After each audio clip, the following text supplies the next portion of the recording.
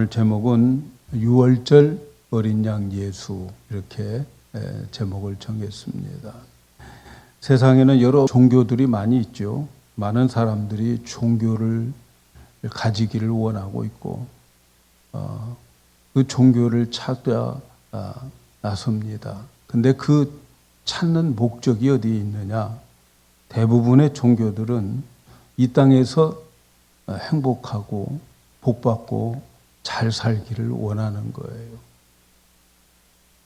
그런데 기독교의 그런 종교가 아니에요. 기독교의 존재 목적은 이 땅에서 잘 먹고 잘 살고 행복하게 사는 것이 기독교의 존재의 목적이 아니에요. 기독교는 이 땅에서 잘 먹고 잘 살고 그것에 관심 있는 게 아니고 이 땅을 마치고 영원한 세상을 향해서 가는 종교예요. 이 땅을 마치고 그리고 천국이냐 지옥이냐 하는 그 중요한 영원한 그곳에 초점을 맞추고 있는 게 기독교예요. 모든 사람들이 확실히 죽는다는 것은 알잖아요. 사람이 언젠가는 죽는다 하는 것은 이 땅에 있는 모든 민족들, 모든 사람들은 다 알고 있어요. 그런데 안 죽는 것처럼 살아가는 거죠. 안 죽을 것처럼 살아가고 영원한 것처럼 이 땅을 살아가고 있는 거죠. 그러나 우리는 죽으면 끝나는 것이 아니고 죽고 나면 반드시 새로운 세상이 펼쳐진다고 하는 것을 알아야 돼요. 새로운 세상이 기다려요. 그 세상은 영원한 세상이에요. 사람이 이 세상을 살다가 죽으면 끝나는 것이 아니고 그 영원한 세상으로 가게 되는데 그 세상은 두 세상이죠. 하나는 천국이고 하나는 지옥이란 말이죠. 천국과 지옥은 죽고 난 다음에 하나님 앞에서 심판을 받고 난 후에 결정이 되어지는 거예요.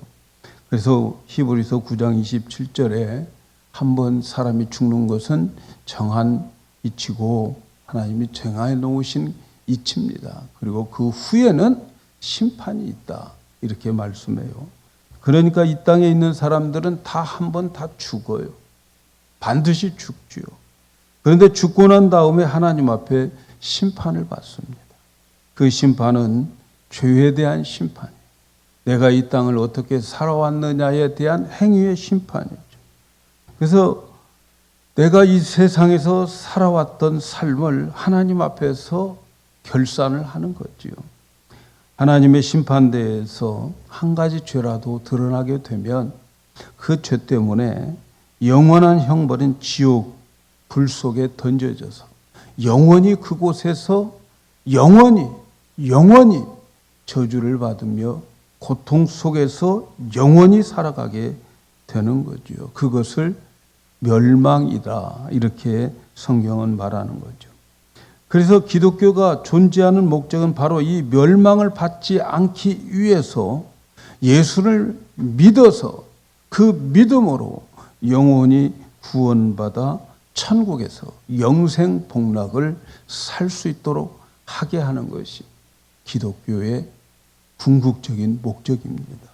그래서 성경은 구원받는 이야기를 하는 거예요. 성경은 결국 우리 영혼이 어떻게 천국 가느냐, 어떻게 지옥 가느냐에 대한 이야기가 기록된 책이 성경인 거죠. 모든 인간이 죽고 나면 하나님의 심판을 받습니다. 그래서 그 심판에 대한 죄에 대한 심판을 결과에 따라서 인간이 천국이냐 지옥이냐 갈림길을 가게 되는데 그래서 우리 인간은 이 땅을 살아가면서 죄의 문제를 해결해 놓고 살아가야 되는 거예요. 죄의 문제를 해결해 놓고 살아가는 사람은 일단 그 인생은 본전은 찾고 사는 거죠. 그 다음부터는 이제 하늘의 축복을 받기 위한 삶을 사는 거죠.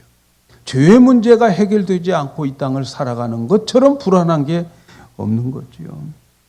왜냐하면 죄의 문제가 해결되지 않으면 한번 죽고 난 다음에 심판을 받아서 영원한 지옥 불 속에 던져서 영원한 형벌 속에서 살아가기 때문에 그래요. 하나님은 이렇게 인간들에게 구원을 위해서 한 민족을 택해서 그 민족을 샘플로 해서 이 세상의 모든 사람들에게 적용시키는 원리를 만들어 놓았어요. 하나님은 그래서 그 한 민족이 누구냐면 이스라엘 백성이란 말이죠. 성경에 이스라엘이라고 하는 나라가 민족이 나오는데 이 나라는 하나님께서 어떻게 구원시켜 갈 것인가 하는 그 원리를 제공하기 위한 샘플로 그 민족을 택한 거예요. 하나님께서 이스라엘 민족들이 이제 아브라함의 후손들이라고 말하는데 그 후손들이 흉년이 들어가지고 나중에 애굽에 이민을 가게 되는 거예요. 그래서 성경의 역사는 이민의 역사에 사실 보니까 애굽에 가서 이제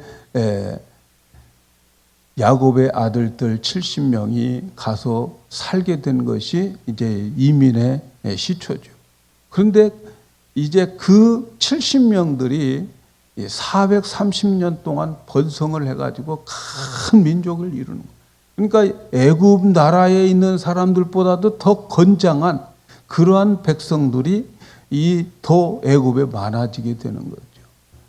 그래서 그들을 애굽에서는 이스라엘 백성들을 노예로 삼고 그들을 노동을 하게 만들어서 그들을 통해서 나라를 또 부강시키기도 하죠.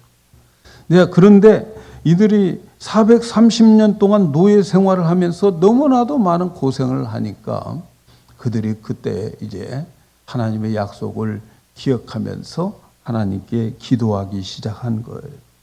그래서 하나님께서 그들의 고통 소리, 그들의 기도를 들으시고 하나님께서 이제 이스라엘 백성들을 해방시키려고 한 거죠. 우리가 성경을 읽을 때에 바로 이 애굽은 이 세상을 의미하는 것이고 이스라엘 백성들은 바로 이 세상에서 하나님의 택한 백성들을 의미하는 것이다 하는 것을 기억을 하면서 이 말씀을 받으셔야 됩니다. 그래서 애굽 나라에서 이스라엘을 구원하는 그 하나님의 원리는 오늘 이 세상을 살아가는 우리들을 구원하는 구원의 원리다 하는 것을 알고 이 세상에서도 똑같이 적용을 시키고 있다고 하는 것을 알아야 되겠습니다. 하나님은 애굽에서 박해받는 이스라엘 백성들을 구원하기로 이제 계획을 세웠죠.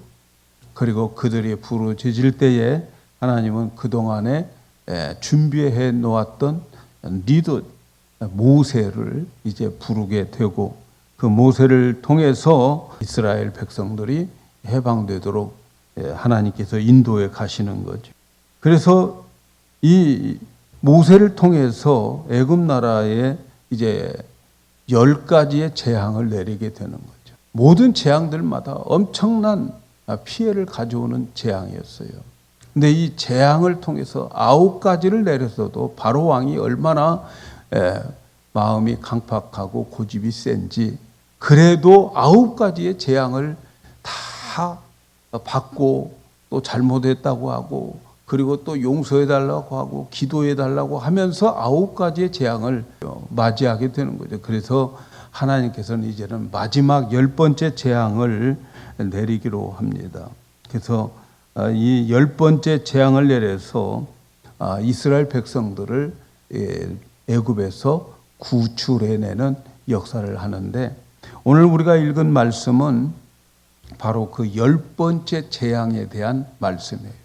10번째 재앙을 내릴 때에 하나님께서 이 모세와 아론을 불러놓고 이렇게 하라 말씀하는 거지요. 첫째는 아론과 모세를 불러놓고 그들에게 원하는 것은 지금부터 달력을 고쳐라, 카렌다를 바꿔라 말씀합니다.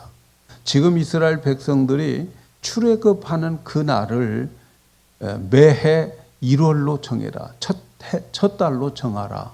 이렇게 달력을 바꿔라. 이렇게 말씀합니다. 그래서 지금도 이스라엘 백성들, 유대인들이 쓰는 달력은 우리가 쓰는 이 양력 달력과 달라요.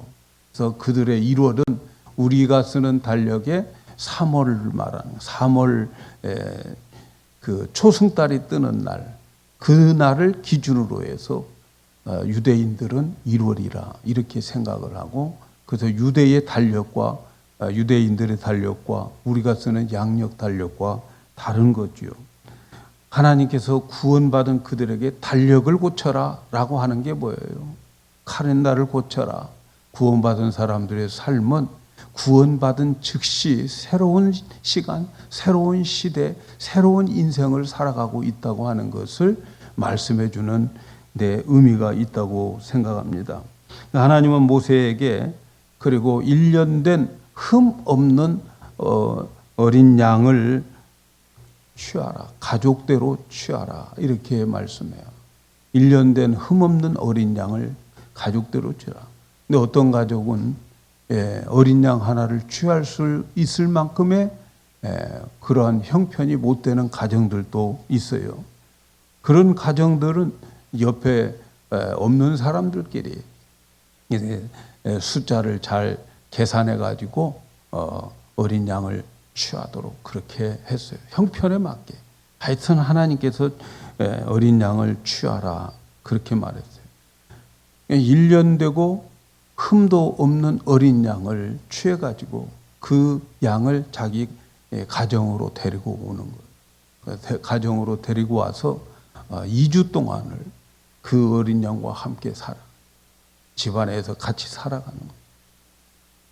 여러분, 모든 짐승들은 새낄 때가 얼마나 이쁩니까? 1년 된 어린 양. 이 어린 양이 볼수록 다 이뻐요. 가족들이 다 이뻐합니다. 아이들은 더 좋아합니다. 맨날 아이들은 양하고만 살고 2주 동안 그렇게 살아요. 그렇게 살다가 2주가 딱 되는 해 지는 그날, 2주가 되는 그날에 그 양을 보관하고 있던 양을 그동안 2주 동안 정들었던 그 양을 가정에서 아버지가 그걸 죽이는 거예요. 아이들이 어떻게 난리가 나죠. 왜 이 양을 죽이냐. 그렇게 이쁜 양을 왜 죽이냐고. 그 말을 들으면서 부모는 더 마음도 아프죠. 그러나 그 양을 죽여야 됐어요. 그리고 그 양을 죽여가지고 그 양에 있는 그 흘린 피를 집안의 출입구에 있는 문 인방과 문설주에 다 이렇게 그렇게 바르고, 그리고 그 잡은 양의 고기를 그 가족이 다 구워서 먹어요. 구워서. 그렇게 사랑했던 그 양을 잡아가지고 구워가지고 그것을 먹을 때 그 양 고기가 맛이 있겠습니까? 그 고기가 무슨 맛이 있겠어요? 그런데 그걸 구워서 먹어라 이렇게 말씀하고 있습니다. 그뿐 아닙니다. 이스라엘 백성들은 그 양고기를 먹을 때에 함께 먹는 빵이 있었어요. 그걸 이스트가 들어가지 않는 빵을 무교병이라고 말해요. 그 딱딱한 밀가루로 만든 그 딱딱한 그 빵을 함께 먹어라 이렇게 말씀해요. 그리고 그것을 먹을 때에 반찬으로 쓴나물도 먹어라. 쓴나물을 먹으라고 말해요. 쓴나물과 함께 먹어라. 그것을 그렇게 사랑하는 양을 잡아서 그 피는 지방과 문설주에 바르고 그것을 가족들이 먹는데 맛도 없는 무교병, 이스트가 들어가지 않는 그 밀가루 빵을 먹으면서, 그리고 그 내장은 말이죠. 또 불로 다 머리도 내장도 다리도 불로 살라가지고 먹으라고 명령을 합니다. 그걸 다 먹어야 돼요. 그리고 먹을 때의 복장도 또 달라요. 금방 어디 갈 사람처럼 다 띠를 띠고 신발 신고 그것을 먹으라는 거예요. 그렇게 먹으라 이렇게 말씀합니다. 그러면서 이것을 하나님께서는 유월절이라 이렇게 이름을 지어줘요. 그래서 그때 죽은 양을 어린 양을 유월절 어린 양이다 이렇게 말하는 거예요. 유월절이라고 해서 어렸을 때는 저는 무슨 6월 달에 지키는 무슨 절기인 줄 알았는데 나중에 보니까 이제 믿음이 자라고 철이 들어가면서 보니까 6월절이 6월 달에 지키는 절은 우리나라는 현충일밖에 없는데 그건가 생각을 했었는데 그 6월절이 뭔가 보니까 6월절은 한문이가 있어요. 한문. 그래서 유자도 넘을 이렇게 넘어가다 할 때의 유자. 또 월도 이렇게 넘어가는 거.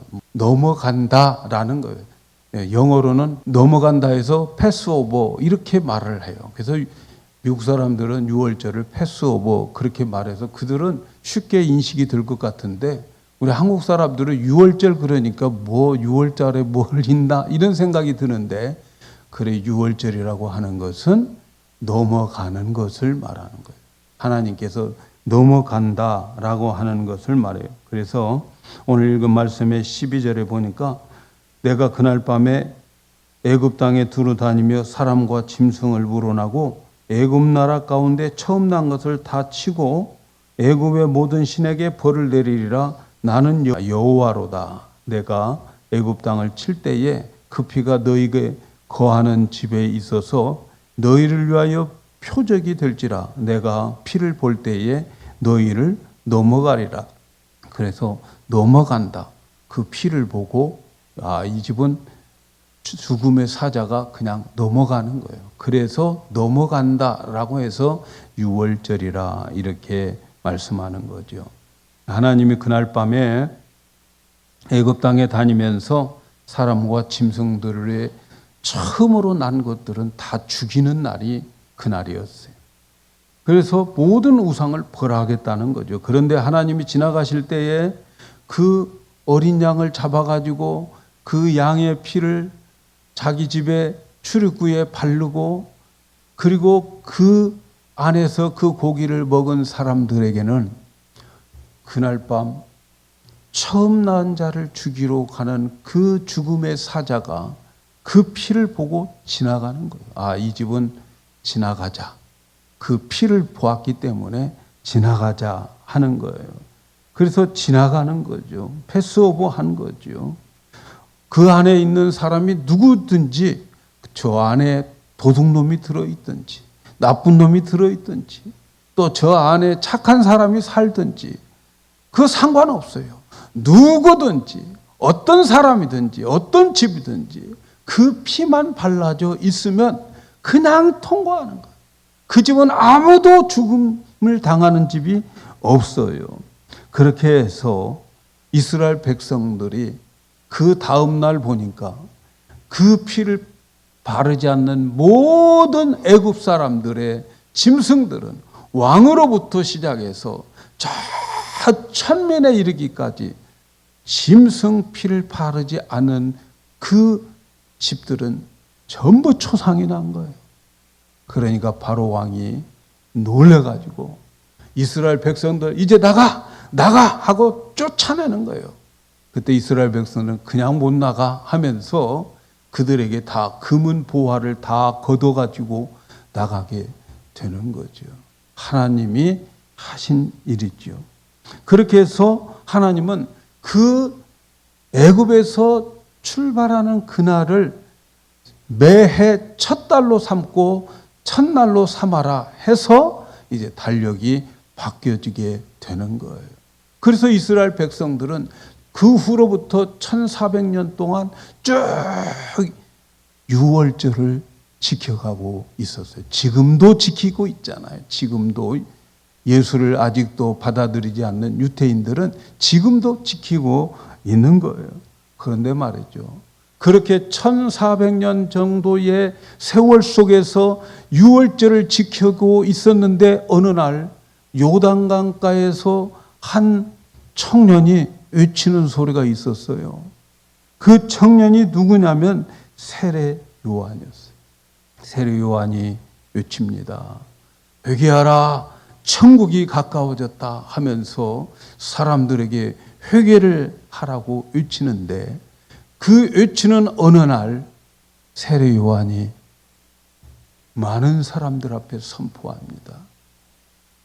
요한복음 1장 29절에 보니까 이튿날 요한이 예수께서 자기에게 나오심을 보고, 예수님이 나오심을 보고, 보라, 세상 죄를 지고 가는 하나님의 어린 양이로다, 이렇게 말해요. 세상 죄를 지고 가는 하나님의 어린 양. 하나님의 어린 양이 어디에 있었습니까? 이스라엘 백성들이 유월절에 어린 양을 잡는 그 양이 진짜 나타났다라고 하는 것을 세례 요한이 외치고 있는 거예요.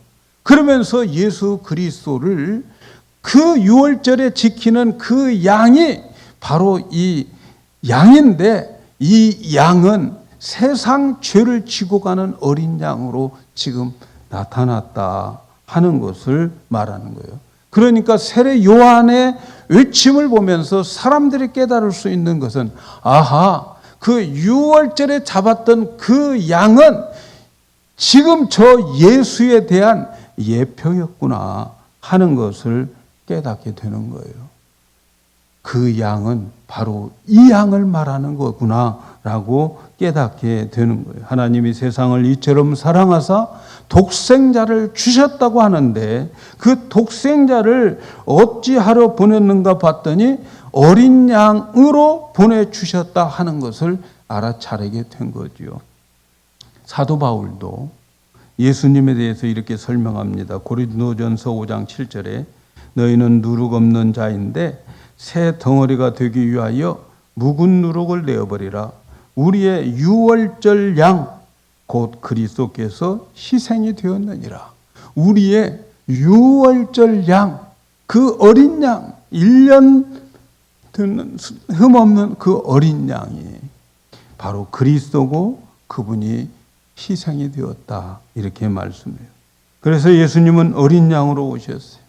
1년 된 양이라고 하는 것은 겸손을 말하는 거예요. 겸손. 이사야는 이러한 예수님을 도살장으로 끌려가는 어린 양과 같다. 털 깎는 자 앞에서 잠잠한 양과 같이 입을 열지 아니했다라고 이사야 53장 7절에서 말씀하고 있어요. 예수님은 1년 된 어린 양이었어요. 겸손한 어린 양이었어요. 순수한 어린 양이었어요. 그래서 예수님은 나귀를 탈 때도 1년 된 새끼 나귀를 타고 예루살렘에 입성하는 것을 보게 됩니다. 또 흠이 없어야 됩니다. 유월절 어린 양은, 그 양을 죽이는 이유는 피를 바른 집의 가족들을 대신해서 죽는 거예요. 그런데 그 양이 흠이 있으면 안 되는 거예요. 예수님은 그래서 이 땅에 오실 때 흠 없는 자로 오셨어요. 모든 인간은 아담의 피를 받고 태어나기 때문에 아담의 죄를 가지고 태어납니다. 그런데 예수님은 인간의 몸으로 태어난 게 아니고 성령으로 동정녀의 그를 통해서 태어난 거죠. 그 말은 예수님은 죄 없이 태어났다 하는 것을 말하는 거예요. 그래서 예수님은 흠이 없고 점이 없다. 베드로는 오직 흠 없고 점 없는 어린 양 같은 그리스도의 보배로운 피를 흘린 것이다, 이렇게 말하고 있어요.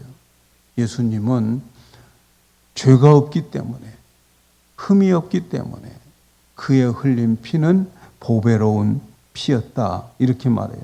여러분, 예수님이 십자가에서 흘리는 그 피는 보배로운 피예요. 왜냐하면 죄가 없으신 분이 흘리셨기 때문에 그래요. 죄라고 하는 것은 반드시 죄값을 받아야 되는데, 죄값을 받으려면 피가 흘려져야 돼요. 피를 보아야 돼요. 피를 보아. 그래서 히브리서 9장 22절에 이런 말씀이 있어요. 율법을 쫓아 거의 모든 물건이 피로써 정결케 되나니 피 흘림 없은즉 사함도 없다. 피를 흘려야 사함이 있다 하는 거지요. 피를 흘려야 된다고 하는 말은 무슨 말일까요? 피를 흘려야 된다고 하는 것은 피는 생명을 말하는 거예요. 피는 생명을 말하는 거예요.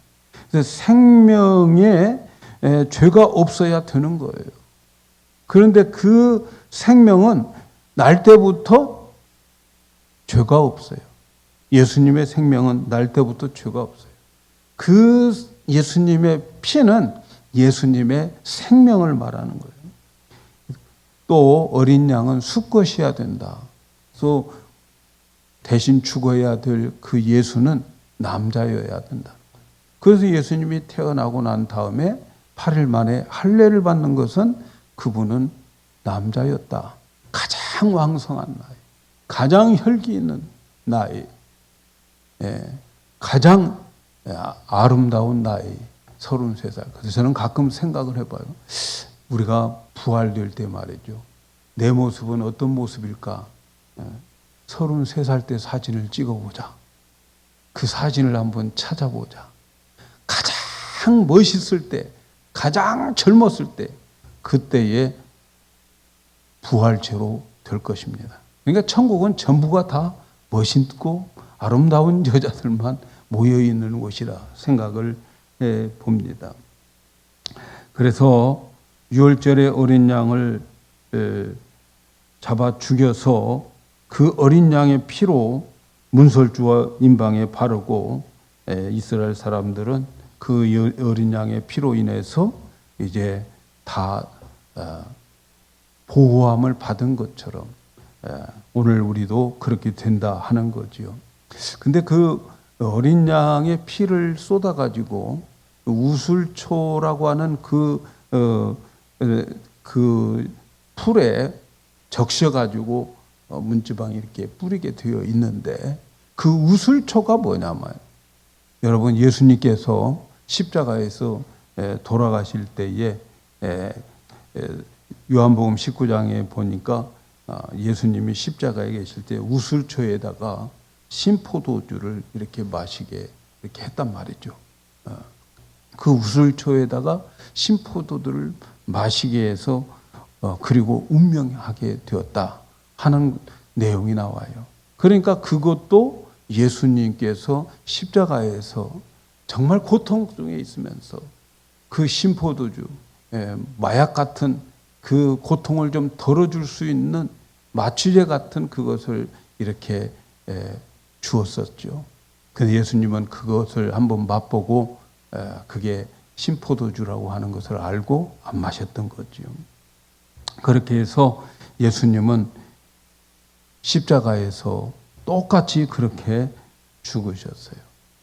근데 예수님이 이제 죽음이 가까워오잖아요. 지금 우리가 고난주간 있잖아요. 고난주간이 가까워지잖아요. 가까워지면서 예수님께서 이제 유월절을 이제 앞두고 제자들에게 말하는 거예요. 나 유월절 지키고 싶다. 유월절. 예수님이 유월절을 지키고 싶다. 그렇게 말씀했어요. 누가복음 22장 14절 15절에 보니까 때가 이름에 예수께서 사도들과 함께 앉으사 이르시되 내가 고난 받기 전에 너희와 함께 유월절 먹기를 원하고 원한다. 유월절 먹기를 원하고 원한다. 그 유월절이 그 어린 양이 누굽니까? 예수님 자신이잖아. 그런데 예수님께서는 그걸 원하고 또 원한다 하는 말이에요. 그 말 속에 무슨 의미가 있겠어요? 내가 너희들을 위해서 죽기를 원하고 원한다 하는 말씀 아닐까요? 그래서 예수님께서 이제 제자들을 시켜서 유월절을 준비하게 합니다. 그리고 그 유월절을 준비하면서 예수님께서는 그 유월절을 준비해 놓은 그 자리에서 유월절을 지키는 그 자리에서 그 유월절을 이제는 성찬절로 성찬 예식으로 바꿔버려요. 그러면서 예수님께서 그들에게 이제 성찬식을 제정하게 하는 거죠. 예수님께서 처음에 떡을 그들에게 주면서 이 떡을 받아 먹어라. 이것은 내가 너희를 위하여 주는 내 몸이다. 너희들의 죄값을 위해서 내가 주는 내 몸이다 하면서 예수님이 떡을 나눠주고, 그리고 난 다음에 떡을 먹고 난 다음에 그들에게 잔을 주면서 이 잔을 마셔라. 이것은 내 피로 세운 새 언약이다. 이렇게 말씀하면서 유월절을 성찬식으로 바꿔버려요. 유월절을 제정하면서 이 유월절을 하나님은 영원히 지켜라. 그렇게 말씀하셨어요. 그런데 이제는 그 유월절을 영원히 지켜야 될 그것을 예수님이 성찬식으로 성찬으로 바꿔가지고 이것을 나 올 때까지 기념하라. 그래서 유월절이 별에서 성찬식으로 주님 오실 때까지 우리가 세우는 거죠. 유월절을 지킬 때에 예수님께서 십자가에서 그 유월절의 모든 것을 다 경험하게 되는 거죠. 이스라엘 백성들이 그때 유월절 지킬 때에 고기를 다 먹으라고 그랬어요. 양의 고기를 먹으라고 그랬죠. 예수님도 성찬식을 거행하면서 이건 내 살이니까 너희들이 받아 먹어라 이렇게 말씀하셨죠. 그런데 말이죠, 예수님께서 주는 그 살은 어떤 살이냐면 구약의 유월절을 지킬 때 보니까 그 양의 고기를 불에 구워 먹어라 이렇게 말하고 있어요. 불에 구워 먹어라 이렇게 말하고 있어요. 무슨 말입니까? 예수님께서는 십자가에서 당하는 모든 고통들, 이 모든 것들은 지옥을 경험하는 거죠. 불이 어디에 있어요? 예수님의 몸이 왜 불에 구워서 먹여야 됩니까? 지옥불을 말하는 거예요. 지옥불. 예수님은 십자가에서 지옥을 다 경험해요. 불 속의 고난을 다 받는 거죠. 그래서 예수님이 우리 때문에 지옥의 불의 고난을 다 받는 그분을 우리는 받아들여야 되는 거예요. 믿습니까, 여러분? 예수님이 나 때문에 지옥의 고난을 받았고 지옥 불 속에 들어갔다 나왔다고 하는 것을 여러분 아십니까? 예수님께서 십자가에서 돌아가실 때에 하신 말씀 중에 내가 목마르다 하는 말씀을 하셨어요. 예수님이 목마르다. 여러분, 누가 목마르다고 성경에 나오던가요? 음부에 있는 부자, 그가 너무 뜨거워서 내가 목이 타니까 저 나사로의 손가락에 물 한 방울만 축여서 내 혀에 대주면 내가 선을 하겠습니다라고 하는 그 지옥의 맛을 예수님은 십자가에서 그 지옥의 고통의 맛을 보는 거예요. 사랑하는 여러분, 하나님이 이 세상을 이처럼 사랑하사 독생자를 주셨다고 하는데 그 독생자는 바로 이 유월절 어린 양으로 오셨어요.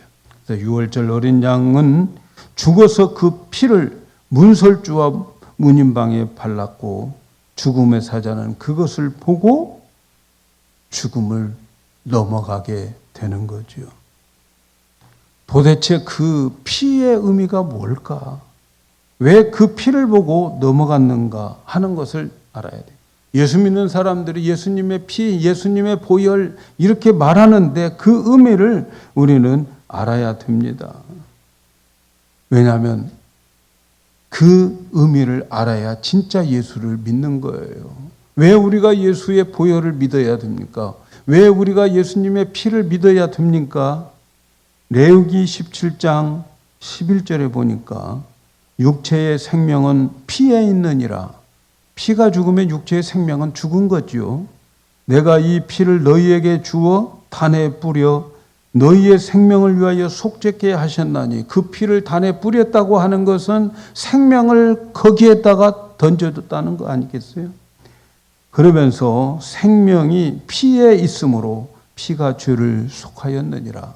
생명이 피에 있다는 거예요. 예수님의 보혈이 예수님의 생명이라는 거예요. 그 예수님의 생명, 그 보혈이 생명인데 그것이 우리의 죄를 속했기 때문이다. 이렇게 말씀하는 거죠. 그러므로 예수님의 보혈을 흘리셨다고 하는 것은 예수님의 생명을 내놓았다 하는 거죠. 그런데 죄는 반드시 생명을 내놓아야 죄값을 치르는 거예요. 그러니까 우리가 죄를 지었으면 내 생명 내놔야 죄값이 치러지는 거예요. 그래서 히브리서 9장 22절에 율법을 쫓아 거의 모든 물건에 피로서 정결케 되나니 피 흘림 없이 없은즉 사함이 없느니라. 피를 내놓지 않고, 다시 말하면 피가 생명이라고 그랬잖아요. 생명을 내놓지 않고는 죄사함을 받을 수 없어요. 우리 모든 사람들은 다 죄인이잖아요. 그 생명 내놔야 되는 거죠. 생명을 내놔야. 그런데 예수님은 그 생명을 우리의 죄와 바꿨어요. 그래서 예수님이 십자가에서 피 흘렸다라고 하는 것은 예수님의 생명과 우리의 죄값을 바꾸고 치루었다 하는 그런 말씀이에요. 예수님의 피는 곧 생명이다라고 말씀하고, 그런데 그 생명의 피를 우리에게 주면서 이제 다음 주에 우리 성찬식 하면서 함께 잔을 나눌 터인데 그 생명을 주면서 뭐라고 말씀하셨나요? 이것은 언약의 피다 이렇게 말씀하셨어요. 예수님의 보혈은 언약이 있다는 거죠. 여러분, 그 언약이 어떤 언약인가? 요한복음 6장 54절에 보니까 내 살을 먹고 내 피를 마시는 자는 영생을 가졌고 마지막 날에 내가 그를 다시 살리리라. 내 살과 내 피를 마시는 것은 영생을 얻은 증거고, 그리고 그 사람들은 마지막 날에 살아날 것이다 하는 거예요. 여러분, 그래서 우리가 성찬식에 참여하는 것은 우리에게 엄청난 축복이고 내 구원이 확실하게 이루어졌다고 하는 증거인 것을 믿으셔야 돼요. 왜? 그 잔 속에 언약이 있기 때문에 그러는 거죠. 그래서 하나님의 언약은, 예수님의 피의 언약은 우리에게 영생을 주게 됩니다. 사랑하는 여러분, 우리 기독교는 잘 먹고 잘 사는 종교가 아닙니다. 우리 기독교의 종교는 이 땅에서 어떻게 하면 잘 되고 잘 세우고 장수하고 그런 것이 아니에요. 그건 플러스 알파예요. 우리에게 있어서 가장 중요한 것은, 교회가 부르짖어야 할 것은 예수님의 피입니다. 예수님의 보혈입니다. 예수님의 보혈, 정말 유월절의 어린 양의 실체, 그분이 십자가에서 모든 우리가 받을 지옥의 고통을 다 받게 하시고 그의 생명을 하나도 남김없이 다 쏟아버림으로 인하여서 우리에게 구원을 준 그 믿음의 결국은 영혼 구원이다 하는 것을 말하고 있는 거죠. 이 보혈은 언약의 피다. 그래서 이 보혈을 주장하는 사람들, 나의 죄를 예수님의 십자가가 씻겨주셨고 그 십자가의 보혈로 내가 구원받았다라고 우리는 확실하게 주장하고 또 주장하고 끝까지 믿고 죽어야 할 내용은 그 피에 하나님의 약속이 있기 때문에 그러는 거죠. 예수님의 그 보혈은 우리 모든 죄를 다 용서해 주시는 약속이 있어요. 어떤 죄를 져더라도 다 용서해 주신다고. 주홍과 같이 붉은 죄도 양털과 같이 흰눈과 같이 희게 해 주신다고 하는 약속. 그리고 우리들은 누가 나에게 잘못해서 사과하고 용서해 주었지만 우리는 속에 계속 남아 있어요. 그런데 하나님은 그 보혈로 씻김받은 자들에게는 그 죄가 기억조차도 하지 않으신다. 전능하신 하나님이 기억조차도 하지 않으신다. 기억조차도 하지 않으신다는 것은 하나님의 전능인 거죠. 우리는 내가 하나님 앞에 분명히 회개했어요. 난 그거 쳐다보지도 않고 거기에서 돌아왔어요. 그럼에도 불구하고 우리 마음속에는 죄책감이 있는데 오늘 이 시간 잊어버리세요. 왜? 예수님의 보혈의 능력은 약속이 있기 때문에 너희의 죄가 주홍같이 붉을지라도 양털과 같이 희게 동에서 서가 먼 것처럼 없어져 버릴 것이다. 하나님이 약속해 주셨기 때문에 그렇습니다. 이 언약의 피 속에는 보호함이 있어요. 사탄은요 늘 우리에게 찾아와서 너 죄인이잖아. 너 지난주에 또 죄 졌잖아. 그리고 여기에 앉아있어? 너는 흉악한 죄인이야 라고 우리를 참소합니다. 그러나 그때에 우리는 십자가의 보혈을 주장하셔야 돼요. 이 언약의 피, 그래 내가 죄인인 것 맞아. 그렇지만 내가 그 죄에 대해서 하나님께 회개하고 예수님의 십자가의 보혈의 피를 내가 믿어. 그리고 나는 예수님의 십자가의 보혈을 믿기 때문에 오늘 이 자리에 와서 여기서 예배드리고 있어. 이렇게 주장하셔야 돼요. 왜? 그 피에는 언약이 있기 때문에. 여러분, 때로는 우리가 내가 필요한 거 구할 때에 하나님은 내가 이런 죄를 졌기 때문에 응답하지 않을 거야. 그렇게 사탄은 우리 마음을 뒤집어 놓습니다. 그러나 여러분 주장하셔야 돼요.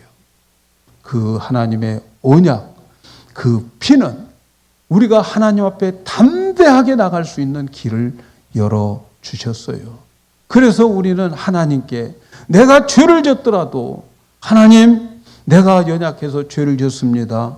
나의 죄를 십자가의 보혈로 씻겨 주심을 내가 믿습니다. 라고 하나님께 회개하고 고백하면 하나님은 우리에게 죄 없다 하시면서 우리의 기도를 응답해 주신다 하는 것을 기억해야 되겠어요.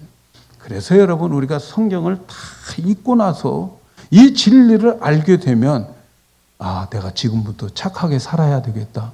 그런 사람은 성경 잘못 읽은 거예요. 우리가 성경을 다 읽고 난 다음에 우리의 고백은 감사합니다. 고맙습니다. 나 같은 사람을 위해서 예수님을 독생자를 세상 죄를 지고 가는 어린 양으로 보내서 나를 이렇게 구원해 주셨군요 하고 감격할 수밖에 없는 것이 바로 기독교인의 모습인 거지요. 성경은요 착한 사람들하고 기록된 책이 아니에요, 여러분. 성경은 예수 그리스도가 6월절의 어린 양이어서 그 어린 양이 우리를 위해서 이렇게 죽음으로 인하여서 하나님이 나를 얼마나 사랑하는가를 가르쳐주는 책이 성경이지. 성경 통해서 우리는 착한 사람 되어야 될 게 아니란 말이죠. 오늘 말씀을 잘 기억하시면서 이 어린 양 예수 십자가 앞에 감동되고 울어야 하는 거죠. 성찬을 받으면서 울어야 되는 거죠. 감격해야 되는 거죠. 그래서 이 사순절 기간 이제 얼마 남지 않았지만 우리가 십자가를 더 깊이 묵상하고 하나님의 사랑 안에 감격하면서 살아가는 더 하나님을 깊이 알아가며 감격하며 그 사랑에 이끌려 살아가는 우리 모두가 되기를 예수님의 이름으로 축복합니다.